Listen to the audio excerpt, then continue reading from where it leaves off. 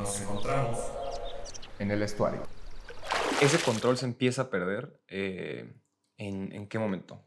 Después, digamos, de la alternancia en el poder se va viendo cómo se va degradando más, ¿no? O sea, todavía ¿qué fue? Kiki Camarena fue 85. Todavía ahí consideras que existía un Sí, control inclusive metalegal. yo pensaría que hasta el 94 existía, ¿no? Hasta el 94 existía. En el 94 se empieza a fracturar, hay una confrontación entre la nueva presidencia y la antigua presidencia. Pero todos estos hechos que se vieron después del 94 ahí se ponen de manifiesto. Y, por ejemplo, ¿Estás en esa hablando época, de todo lo que tuvo que ver con Raúl Salinas? exactamente, ¿no? Ok. Digamos, todos los señalamientos que hubo, todo el caso que se hizo en Suiza y todo lo demás, y que aquí pues, durmió el sueño de los justos, ¿no? La Fiscalía Suiza dio el caso a la Procuraduría y pues aquí, quién sabe qué pasó con ella, ¿no?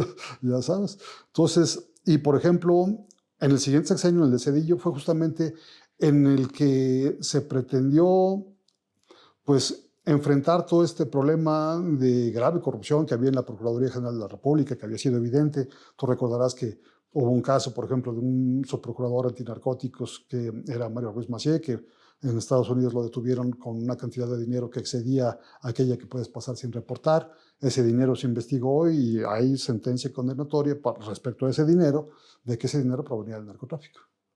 Entonces, pues son evidencias que te muestran, digo, si el funcionario encargado de la Procuraduría de llevar a cabo ese tipo de investigación está involucrado, bueno, son elementos fundamentales que te hablan del nivel de problema que había.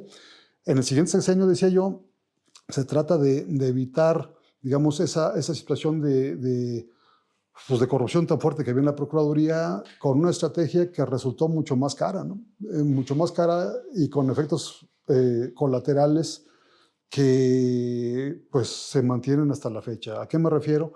Pues a la incorporación masiva de efectivos militares a tareas de procuración de justicia. Se nombraron delegados como militares, digamos, con formación de abogados, fueron nombrados como delegados en distintos estados. Oficiales y tropas formadas para la guerra regular, ¿no? Con formación de fuerzas especiales, fueron transferidas como agentes de Policía Judicial Federal en una institución que ya estaba profundamente corrupta y que hay que decirlo, o sea, estos blindajes supuestos que se dan por el hecho de tener, digamos, una formación militar, pues no son ciertos. De ahí, en ese sexenio, se dio el caso del general Jesús Gutiérrez Rebollo, que pues es un caso que fue, digamos, sentenciado en su momento por el aparato mexicano por la vinculación que se le atribuyó con delincuencia organizada con la organización de Amado Carrillo, por ejemplo, y de ahí surgieron después, cuando parte de esos agentes con formación militar en Tamaulipas se regularizaron, desertaron tanto del Ejército como de la propia Judicial Federal y se convirtieron pues, en el brazo armado de Ociel Cárdenas, que digamos fue un actor que no era necesariamente ligado a la antigua red vinculada con Juan N. Guerra y con su sobrino Juan García Ábrego,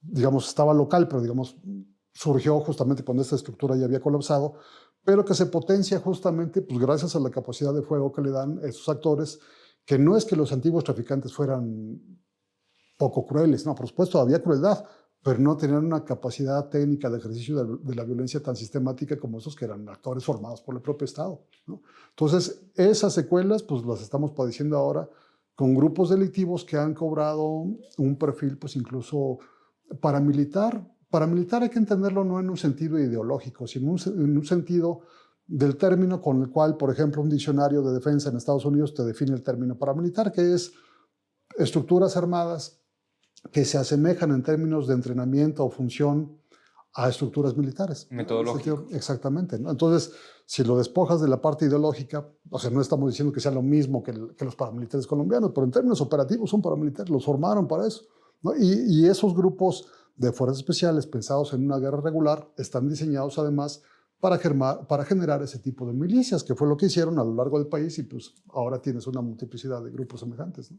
Bueno, y del comienzo de la fragmentación, que empieza a ser más complejo el control metalegal de estas redes, hacia ahora, ¿no? En estos que serán 2 décadas y cacho, ¿cómo han venido evolucionando estas redes de poder? Porque ese ha sido ese ha sido el punto de quiebre que nos ha llevado a donde estamos hoy en día con cientos de miles de desaparecidos, cientos de miles de muertes, un Estado completamente ineficiente en ciertas zonas, ¿no? Del país, si es que podemos hablar de que no en todo, que...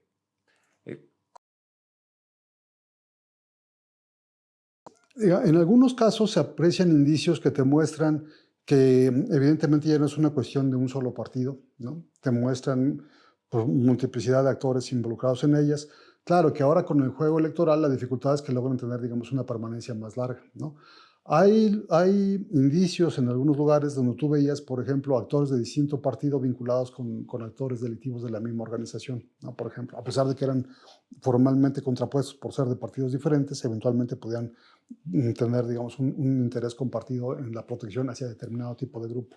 Por ejemplo, eso fue muy notable en los sexenios panistas, cuando tú veías a distintos, panistas en el sentido de que era el gobierno federal panista, ¿no?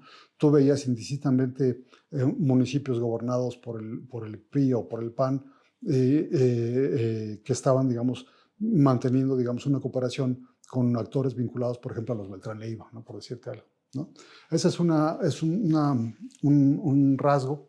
Otro rasgo es que ciertamente el juego electoral hace más difícil la permanencia y justamente hace más difícil dar la directriz, porque paradójicamente si no se solucionan esos problemas de corrupción, esos incentivos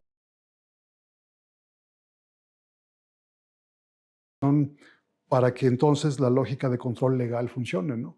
Porque tú dirías, para cualquier gobernante sería un interés fundamental que su municipio, que su estado, pues tenga mejores condiciones de convivencia social, que tenga mejor aplicación del Estado de Derecho. Pero con frecuencia, si hay este tipo de intereses de corrupción de manera colateral, pues entonces esa cooperación legal, esa coordinación legal no funciona. Y no necesariamente la coordinación para fines de control supralegal también se vuelve mucho más inestable. Entonces, estas condiciones de frecuente cambio sí dan una situación mucho más inestable, donde paradójicamente los que entonces podrían tener mayores condiciones de permanencia son los otros dos tipos de actores que pueden integrar estas redes. Uno es el delictivo, que se cumple en algunos casos, en otros no. Por ejemplo, en algunos casos tienes tú algunos actores sinaloenses que pues no los han tocado en décadas, ¿no? Por ejemplo, el Mayo, ¿no? Por ejemplo, el Mayo Zambada. Tienes otros casos, por ejemplo, en los cuales esos controles o esas hegemonías son totalmente efímeras, ¿no? Lo que decíamos hace rato, tienes grupos que controlan un mes, 2 meses, y al rato ya es otro, ya se dividieron o algo por el estilo. Pero lo que también llama la atención en este contexto es el tercer elemento. Es algo que yo, por ejemplo, también considero necesario, digamos, ubicar, que es por la parte que integra finalmente en una economía más compleja la ganancia ilegal y son empresarios, ¿no? En México, por ejemplo, a diferencia de lo que ocurre en otros países donde hay estrategias exitosas de lucha contra la delincuencia organizada, cuando tú aprecias la infraestructura de una empresa que continuamente es utilizada para cuestiones ilegales y haces una investigación y encuentras cuestiones interesantes o de atención, por ejemplo, en términos de su consejo de administración, en términos de sus socios, y encuentras eventualmente pues, que es una estructura cebolla, que en realidad los que se benefician de la empresa no necesariamente son los que aparecen como sus dueños formales y todo esto, te das cuenta, por ejemplo, bueno, pues que hay empresas que forman parte de esas estructuras delictivas, como no necesariamente todos los socios, no necesariamente todos los accionistas tienen la misma responsabilidad, pero habrá algunas donde tú sí ves esa continuidad. Y curiosamente, por ejemplo, en el caso mexicano hay muy pocos procesos judiciales en contra de actores que tengan un historial semejante o una investigación semejante. Y no solamente en contra de sus actores, sino en contra de sus patrimonios. Es decir, esas empresas, a diferencia, por ejemplo, de lo que ha ocurrido en otros casos, pues no son incautadas por el Estado mexicano, no son disueltas, ¿no? Entonces, pues hoy por hoy se siguen manteniendo.